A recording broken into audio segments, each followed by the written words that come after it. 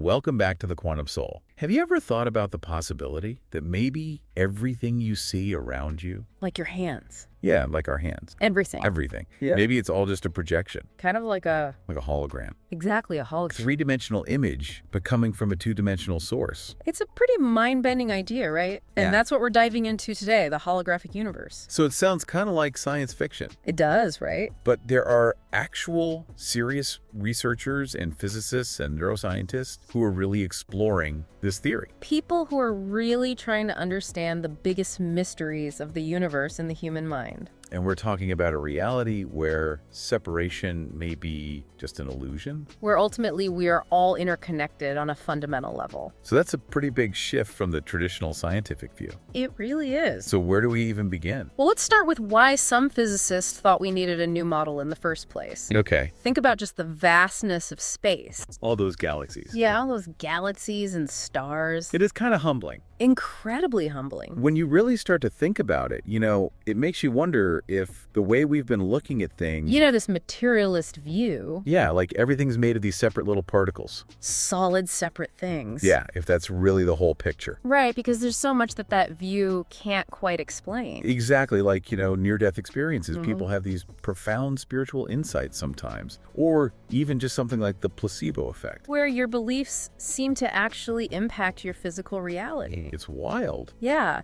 So that's where a physicist named David Bohm comes in. Okay. He proposed this idea that the universe at its most fundamental level is actually made of energy. Okay. And he called this the implicate order. The implicate order. Yeah. And this energy, it contains all the information and the potential for everything in the universe. Okay. But what we perceive as the physical world. What we think is like the real deal. Yeah, exactly. Right. He called this the explicate order. And he said that this is just a projection of that deeper reality. So is it kind of like the implicate order is like the blueprint? Okay. And then what we see is like the finished product. That's a really good analogy. Okay. Think about a hologram for a second. You have this flat piece of film and it has all these interference patterns on it. Right. And when you shine a light through it, you get a 3D image. Yeah. So that film, it's like the implicate order. It contains all the information for that image, but you can't actually see it until it's projected. Right. And that projection is like the explicate order. It's the physical world we experience. So you're saying everything that we think is solid and separate is actually just a projection of this energy field. That's the idea. Like we're all characters in this cosmic movie. That's a great way to think about it. Wow. Now, if we take this holographic principle and apply it to the brain, things get really interesting. Okay, so now we're going into the brain. Yeah, a neuroscientist named Karl Pribram, he found evidence that our brains actually process information holographically too. What does that mean? Is my brain like a mini hologram? Well, not exactly, Okay. but the principles are similar. So Yeah. Pribram, he studied how memories are stored. Okay. And what he found was that they're not actually located in one specific spot in the brain. Okay. Instead, they're distributed throughout the whole brain. So like each piece of a hologram contains the whole image. Yeah, exactly. Wow. So if you damage one part of your brain, It doesn't necessarily mean that you just lose certain memories. you might just lose the clarity of them or how easy it is to access them. Oh, interesting.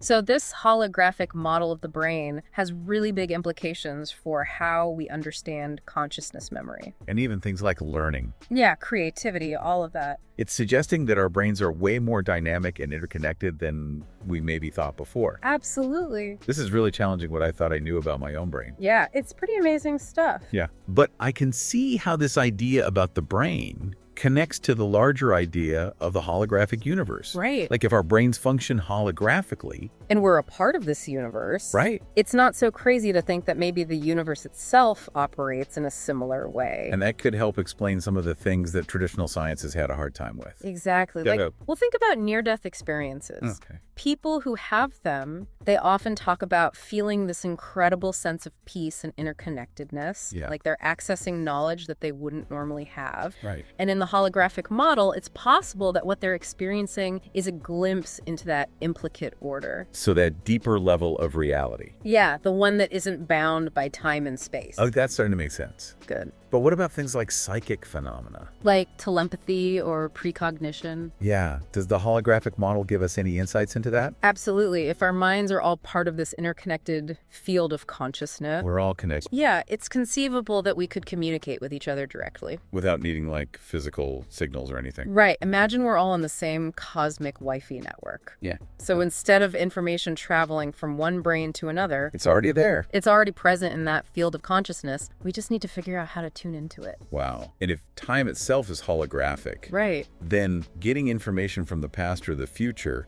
might not be as impossible as it sounds. Yeah, it would be like scrolling through different frames of that cosmic movie. This is really blowing my mind. Yeah. I'm starting to see the universe and our place in it in a whole new way. It's great. Makes you wonder about what we're really capable of. It really does. The implications are huge. And it feels like we're just scratching the surface. We're just getting started. If you're as fascinated by this as we are, hit that subscribe button, give this video a like, and share it with anyone who's ready to expand their consciousness, because we got a lot more to uncover. We do. So are you ready to go back down the holographic rabbit hole? I think so. Yeah. Yeah, we've been talking about, how this model could explain things like psychic phenomena, Yeah. near-death experiences. But what about how we live our everyday lives? Okay. If we're really all connected like this, does it change how we should act? How we relate to each other. Yeah, or even how we understand what we're capable of. I mean, it really challenges a lot of the assumptions that we've kind of built our world on. Like what? Well, think about the idea that we're all separate individuals, all competing for these limited resources. Right. That idea kind of starts to fall apart when you consider that we're all actually interconnected. We're all part of the same energy field. Yeah, expressions of the same thing. So like that whole survival of the fittest mentality, Yeah. maybe that doesn't really hold up in a holographic universe. It could be that that's actually counterproductive. Because if we're all connected, harming someone else. You're ultimately harming yourself. Right. Yeah, the holographic model suggests that we need a more cooperative approach. More compassion. Yeah, a way of being that recognizes that we're all in this together. That actually aligns with a lot of spiritual teachings. It does.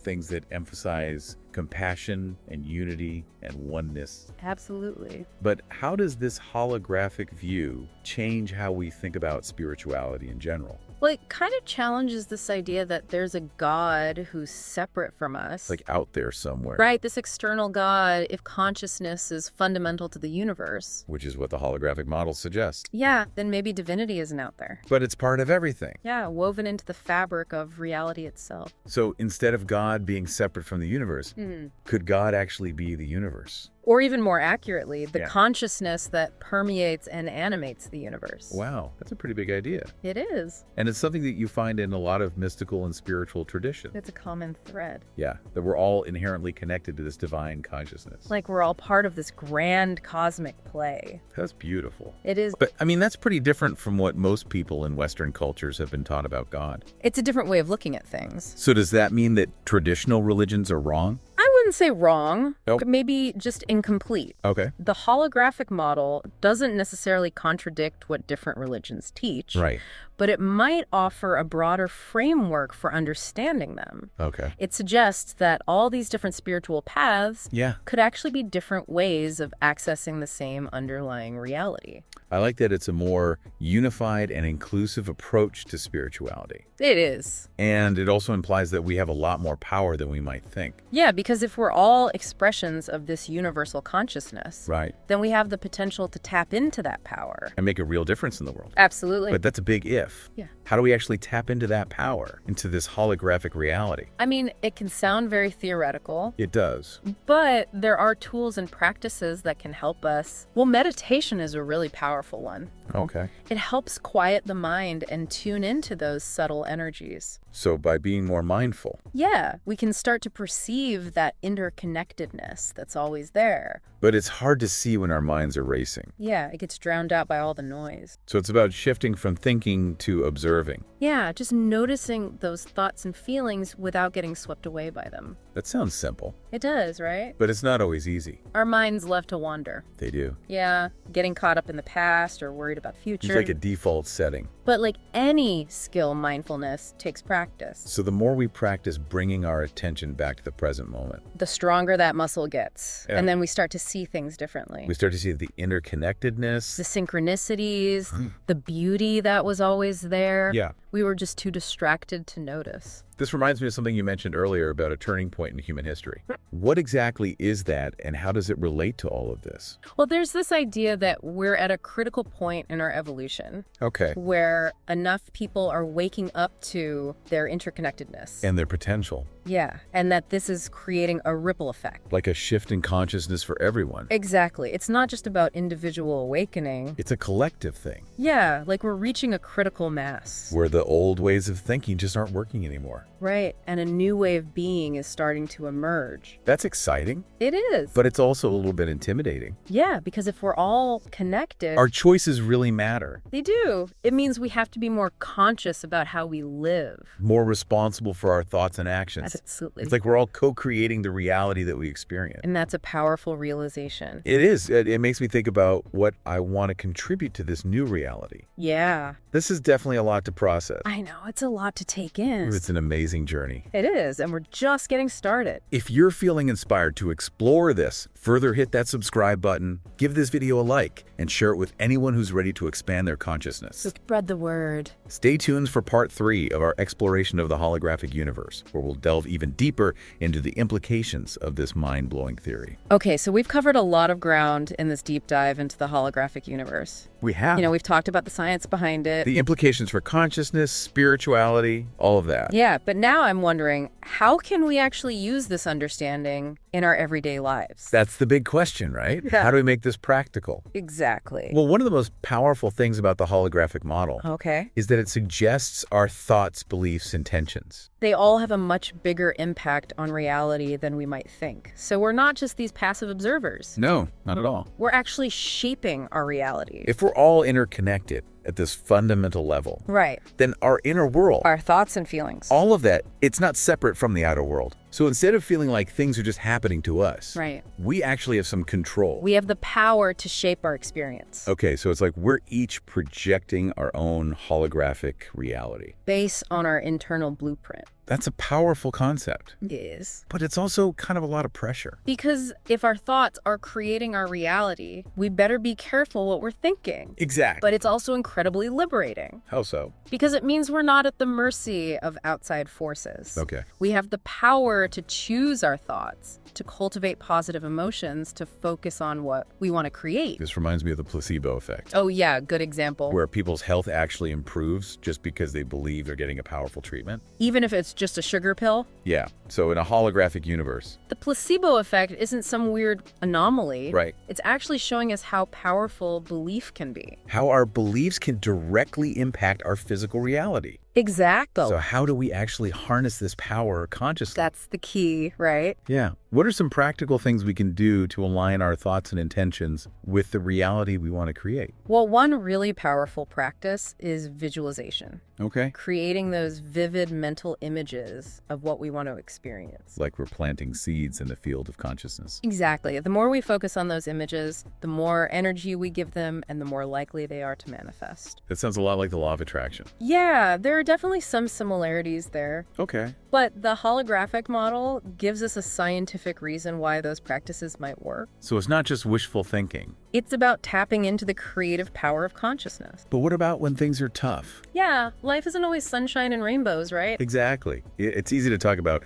positive thinking and visualization. Right. But what about when we're dealing with loss or illness or, just difficult situations? Does the holographic model have anything to offer us then? Yeah. Absolutely. It doesn't mean we can just ignore those things Right. or pretend they're not happening. But it gives us a different way of looking at them. So instead of feeling like we're victims, We can see challenges as opportunities. opportunities for growth, Yeah, for transformation. to learn and become stronger, Exactly. And even in the midst of difficulty, we still have a choice. we can choose how we respond. Wow. This conversation has really opened my eyes to the possibilities of this holographic idea. It's a pretty amazing concept, right? It is, but it also feels like we're just getting started. There's so much more to explore. Yeah, it's like we're just scratching the surface of this vast, mysterious universe. Full of wonder and potential. Well said. If you're feeling inspired by this deep dive into the holographic universe, Yeah. be sure to subscribe to the Quantum Soul channel for more mind-expanding content. We'll be back with more soon. And until next time, keep seeking, keep questioning, and keep shining your light. Absolutely. And don't forget, there are 2 videos on your screen right now. Choose one